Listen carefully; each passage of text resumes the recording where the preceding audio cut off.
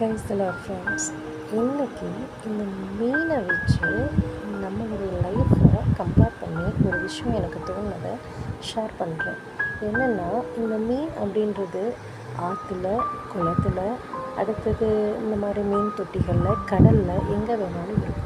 இருக்கிற இடத்துக்கு தகுந்த மாதிரி நம்ம நல்லாயிருக்கோம் அப்படின்ற அது உள்ளே நினச்சி அது என்ன பண்ணுது, அதுக்கு கிடைக்கிற உணவுகளை வச்சு தன்னுடைய வாழ்க்கையை வாழ்ந்துக்கிட்டு இருக்குது இல்லையா?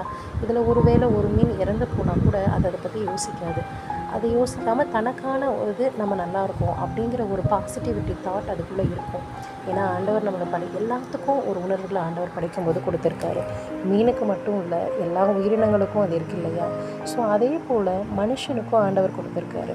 ஆனால் மனுஷங்களை யோசிச்சு பாருங்களேன், நிறையா சில பேர்லாம் பார்த்தா நெகட்டிவிட்டியோட தங்களுடைய லைஃப்பை குறித்து ரொம்ப வரி பண்ணிகிட்ருப்பாங்க. ஸோ வரினஸ் அப்படிங்கிறது இருக்கக்கூடாது.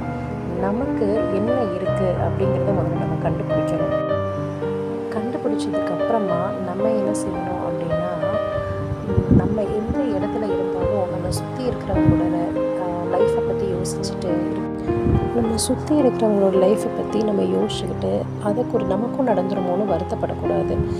நமக்கான சூழ்நிலை இப்போ இப்படி இருக்குன்னா இன்னொரு நாள் அது மாறும் அப்படின்ற ஒரு பாசிட்டிவ் தாட் நமக்குள்ளே இருக்கணும். நம்மளை ஆண்டவர் கைவிட மாட்டார், நம்மளை படைச்சிருக்காரு. ஸோ நம்ம எந்த ஒரு சூழ்நிலையிலையும் நம்ம ஆண்டவர் கைவிட மாட்டார்ன்ற ஒரு ஃபெய்த்தோடு அவரை பற்றி கொண்டு இருக்கும்போது பாசிட்டிவ் தாட் தான் நமக்குள்ளே இருக்கும். நெகட்டிவிட்டி வராது. சுதந்திரமாக நம்மளும் இருக்கலாம். ஸோ எந்த கலக்கமோ கவலையோ எதுவும் இல்லாமல் நமக்கான ஒரு டார்கெட்டை வச்சு அதை நோக்கி நம்ம பிரயோகம் பண்ணும்போது, அப்படி இருக்கும்போது நமக்கு கண்டிப்பாக ஆண்டவர் நம்மளுடைய அந்த விசுவாசத்தை பார்த்து சுதந்திர வழியாக நம்மளை மாற்றுவார். எதை குறித்தும் கலங்காமல் கர்த்தருக்குள்ளே சந்தோஷமாக இருக்கணும்.